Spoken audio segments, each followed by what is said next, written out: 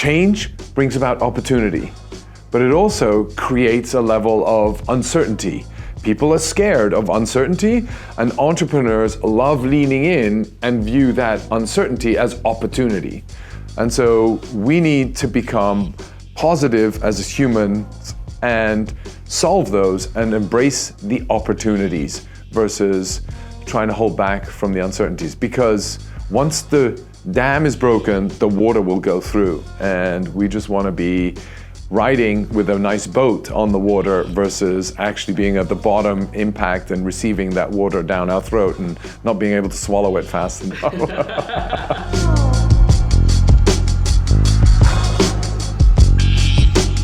Let's start with Truflation. Yeah.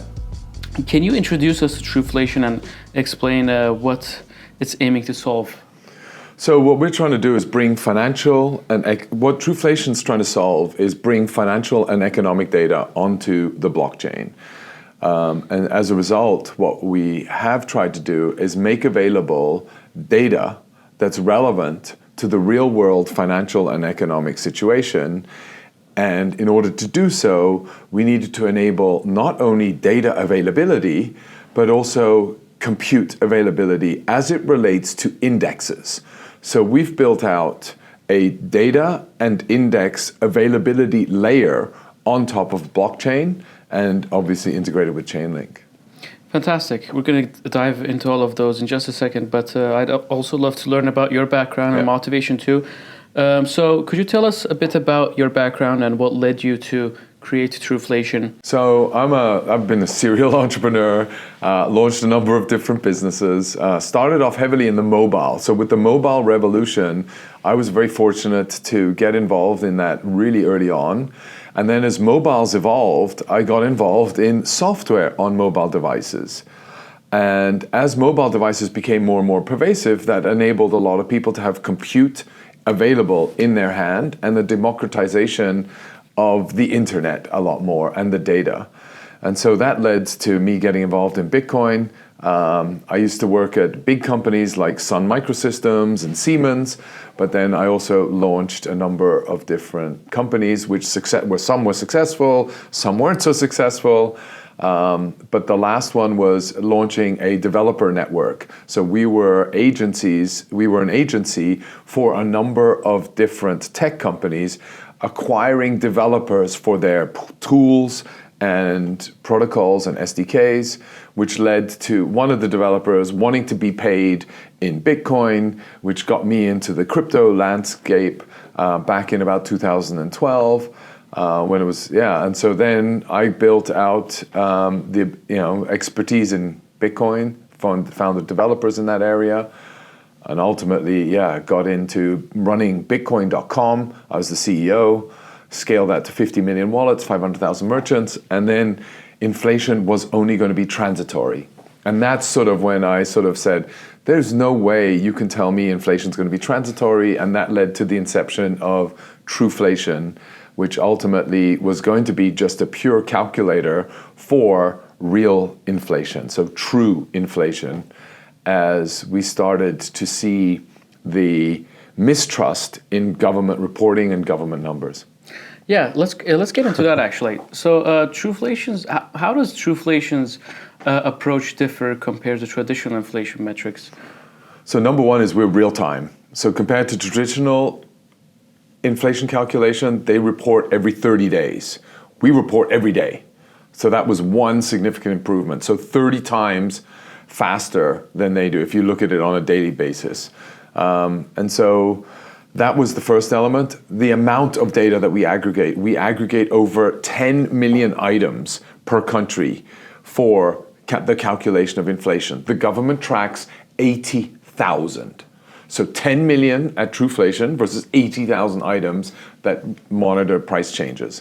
Census basis. So we look at what is the consumer buying. So we look at all, sort of how does that differ? So the government will only track one brand and it just monitors that. Whereas we see the volume of purchasing and then monitor and track items and prices based on the volume that is being consumed. So ultimately, we can reflect a more accurate number as to what people are feeling when they go to the store. Those are the sort of some of the big differences. Obviously, we make all of this data available. We cannot go back and change it, so it's immutable. The government goes back and edits the historical data. Truflation, it's locked in the blockchain. It's immutable. We can't change it. And then ultimately, we have different categories. Because we have so much data, we have different categories. So how do we track 12 categories versus the government's 6 categories? How's the competition in this field? Do you have like a big competitive landscape in importing? So the competition across the inflation measurement is really the government, right? The government has hundreds of thousands of employees across the federal statistical system. They have some 13 headline departments. They have a committee, and they have ultimately hundreds of different bureaus that are doing statistical information. That's really the competition that we're up against. And we do that across the world. So the question is, do you trust your government with an important metric like inflation that steers interest rates, that steers money printer, that influences the loans that it has against its money printer? So we're here at SmartCon in Hong Kong. Tell me about your specific goals and objectives for this week. So we're here at SmartCon in Hong Kong. Given the fact that Truflation has launched the TRUF network, so we have all of that data set is built on a data availability and index availability layer, which we call the TRUF network. So it's TRUF. And as a result, what we're doing is making that data be used for index creation. So we've built index.fun. So think of pump.fun meets indexes. And so if the index industry today in the fiat world is an 800 billion AUM industry, asset under management industry, and we blend that with the meme coin movement that is taking place across the crypto culture and blockchain culture, and we smash those two together, we think that is index.fun, where anybody can create an index based on a theme, based on interests, or based on financial preferences. Then how does that become tradable as a synthetic asset on perpetual exchanges? So creating synthetic indexes has its challenges. So what can you tell me about the unique obstacles Truflation has faced, and what is the cost structure behind them? So creating indexes, the cost structure on the blockchain is a lot simpler, a lot quicker, and you can create one instantly.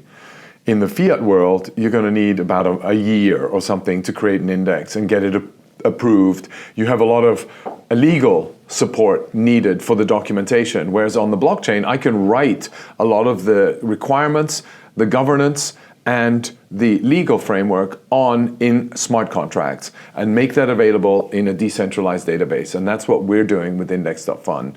So that's one advantage versus the challenge that you have in fiat. I think that we've gone through many different challenges, and I think one of the challenges that has been obfuscated right now has been the need for being dependent on one single chain. All of a sudden, you can create index coins and have them available across any chain. You can pull in price feeds for the underlying elements from anywhere and have that available as a unique index feed to a specific synthetic asset. How is that synthetic asset collateralized? That is the big challenge. But on perpetual exchanges, generally you're providing a collateral in order to be able to trade on a synthetic asset on a perpetual exchange. And then it's between the buyers and the sellers. And how leveraged are you against your collateral on that exchange? And that then becomes ultimately a business model that the perpetual exchanges pursue and perfect. How do you envision synthetic indexes impacting the broader market? And who are they primarily aimed towards? Is it for institutional investors or just everyday user as well? Well, I think you have day traders. I mean, day traders might be interested in a lot of these elements from the institution side. I think it's going to be more available to participants across the globe that don't necessarily have access to financial services as we would be in the West or in the traditional industries and markets. So it's going to be 1.7 billion people out there that are looking to participate in specific investment products. Number one, I think that's a big category. I think also the youth. The youth are looking for more creative investment opportunities. Where can they generate wealth? They can't generate it in housing anymore. It's too expensive. They can't afford it. Where do they go? They can make it in crypto. They can do it in meme coins, but meme coins is there are 5,000 new meme coins a day. Which one do you buy? Which one not? How do you know? So it's very difficult for people to filter that through. So how do we make indexes which follows a theme? Let's say I like meme coins. How do I invest in meme coins? Here's a basket of different meme coins. Some may do really well, some may do really bad, and it's written by this credible index engineering company.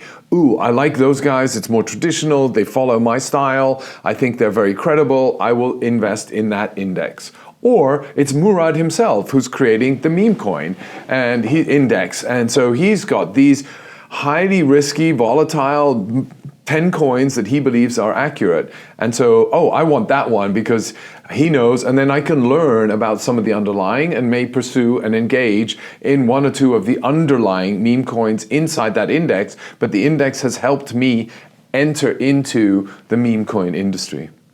In what type of indexes are you seeing the most demand right now? Inflation protection. Because of Truflation, we see inflation coming back. A lot of investors are looking to hedge themselves against inflation. So one of the most popular products that we're seeing great feedback on across the board is the hedge product, which is a blend of tokenized silver, gold, oil, SP 500, and Bitcoin as the basket that allows you to protect yourself against rising inflation in the future. Interesting. Yeah. All of those assets in one index. Yeah, in one index. And what are the percentages of each in hedge, for instance? So I don't know off the top of my head, but each one has, you can go to truflation.com, search hedge, and you will see the detailed breakdown there, the fact sheet. All of that will be available on the is available on the website now, and where you can trade that. So ultimately, where can I go and buy this in a synthetic form, or maybe even in a more ETF or ETP type form? So data integrity is essential for financial indexes. How does Truflation ensure the reliability and accuracy of the data powering synthetic assets? So we have a consensus algorithm amongst the 30 node operators that are now working on the TRUF network. And every item, and so each of so there are two elements that we add into there. One is a reputation element. So every data aggregator or data provider has a reputation score. And then number two is the verification. So we verify every single data set that we aggregate has 3 different providers. So we need 3 price points for any item that we track. And as we add those, how do we ensure the weighted average of those 3 sources? If there's an outlier greater than X, then that goes through the reputation management system to verify who's providing that data. And then if it's too much and it's below a certain score, it then gets reviewed and then gets knocked out or gets accepted. Can anyone get involved in the TRUF network? If so, what is the process like in becoming a node operator?